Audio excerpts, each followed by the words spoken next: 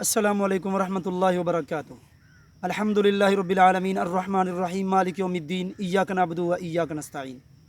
حضرات و سامعین ناظرین، اللہ رب العالمین قرآن حکیم کے اندر ارشاد فرماتے ہیں والذین هم لفروجہم حافظون، وہ لوگ جو اپنی شرمگاہوں کی حفاظت کرتے ہیں۔ یعنی اللہ رب العالمین نے بلا شبہ انسانی فطرت میں بھوک اور پیاس کا احساس رکھا ہے۔ انسان کو بھوک محسوس ہوتی ہے، انسان کو پیاس محسوس ہوتی ہے، لیکن اللہ رب العالمین نے اس پیاس اور بھوک کو بجھانے کا انسان کو آزاد نہیں کیا، بلکہ اللہ رب العالمین نے اس بھوک اور پیاس کو بجھانے کے لیے انسان کو ایک حد بندی کے اندر انسان کو چھوڑا ہے۔ گویا کہ حلال اور حرام کے بارے میں انسان کے سامنے راستے واضح کر دیے کہ اگر تم اپنی پیاس کو بجھانا چاہ رہے ہو تمہیں حلال مشروبات پینے چاہیے، اگر تم اپنی بھوک کو بجھانا چاہ رہے ہو تو تمہاری خوراک حرام کی نہیں بلکہ حلال کی ہونی چاہیے۔ اسی طرح سے انسان کی فطرت میں اللہ رب العالمین نے نفسانی خواہشات کو رکھا ہے۔ نفسانی خواہشات کو پورا کرنے کے لیے بھی اللہ رب العالمین نے انسان کے لیے دو راستے جو ہیں وہ بنائے ہیں۔ ایک راستہ انسان کی بیوی کا ہے اور دوسرا راستہ انسان کی کنیز کا ہے۔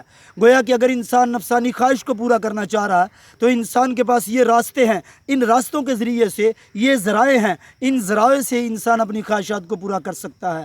لیکن اگر ہم آج کے زمانے میں، اگر ہم آج کے دور میں دیکھیں تو یہ انسان اپنی شرمگاہ کے ساتھ بے تحاشا گناہ کیے جا رہا ہے۔ انسان خواہ جوان ہو، بوڑھا ہو، نوجوان ہو یا مرد ہو، عورت ہو، یہ اس طرح سے اپنی شرمگاہ کو غلط راستے پر استعمال کر رہے ہیں جس قدر اللہ رب العالمین نے اور پیارے پیغمبر نبی رحمت صلی اللہ علیہ وسلم نے اس پر سختی سے اس پر تنقید کی، سختی سے اس چیز سے منع کیا، اتنی ہی آزادی کے ساتھ آج کے لوگ جو ہیں اپنی شرمگاہ کے ساتھ گناہ کیے جا رہے ہیں۔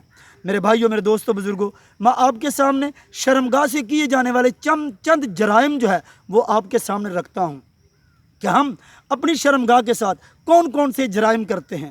سب سے پہلے زنا کیا جاتا ہے۔ زنا کرنے میں اگر کوئی نوجوان ہے، وہ بھی اگر کوئی بوڑھا ہے، وہ بھی کوئی شادی شدہ ہے یا کوئی غیر شادی شدہ ہے، اگر کوئی عورت ہے، مرد ہے، سب لوگ اللہ رب العالمین اول تو ہر ایک کو محفوظ رکھے، ہر ایک کی عزت کو محفوظ رکھے، لیکن لوگ اس چیز سے اس انتہا سے زیادہ زنا کیے جا رہے ہیں۔ حالانکہ ان کے بارے میں وعید جو قرآن و سنت کے اندر ہے، اگر شادی شدہ انسان زنا کرتا ہے تو اس انسان کو رجم کر دیا جائے، یعنی سنسار کر دیا جائے، پتھر مار مار کر اسے مار دیا جائے۔ اور اگر کوئی نوجوان ہے اس کی سزا اللہ رب العالمین نے اور پیارے پیغمبر نبی رحمت صلی اللہ علیہ وسلم کے احکامات کے مطابق الگ سزا متعین کی ہے۔ اسی طرح اگر کوئی بوڑھا انسان زنا کرتا ہے اس کی سزا بھی اللہ رب العالمین نے رکھی ہے۔ تو گویا کہ یہ زنا جو سب سے پہلا اور سر فہرست جرم اور گناہ ہے جو شرمگاہ کے ساتھ کیا جا رہا ہے، یہ گناہ جو ہے وہ زنا کا گناہ ہے۔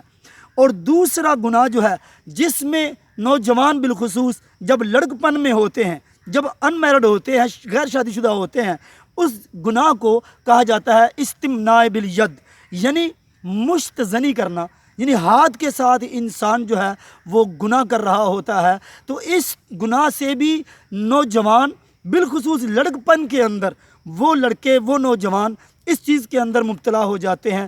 اس کی بھی کئی وجوہات ہوتی ہیں۔ ان کی سوسائٹی ایسی ہوتی ہے جہاں پر گندی باتیں کی جا رہی ہیں، جہاں پر خلاف شرع گفتگو ہوتی ہے، خلاف شرع موویز دیکھی جاتی ہیں۔ اسی طرح سے ان کے لیے ایسی باتیں کی جاتی ہیں جس کی بنا پر انسان کے ذہن کے اندر، انسان کے جذبات میں، انسان کے دل میں بری خواہشات جو ہے پیدا ہوتی ہیں۔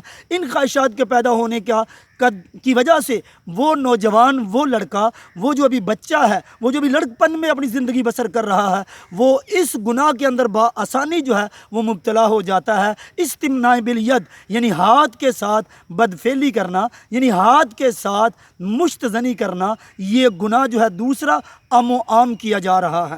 اب تیسرا گناہ جو ہے جو بھی ہمارے معاشرے میں عام ہے، جس کو ہم عمل قوم لوط کہا جاتا ہے۔ قوم لوط کا عمل کیا تھا؟ جو نوجوان لڑکا لڑکے کے ساتھ بدفعلی کرتا اور اسی طرح سے میل کے ساتھ جو وہ بدفعلی کی جاتی، ان کے ساتھ جو ہے وہ بدفعلی کرنے کو قوم لوط کا عمل تھا۔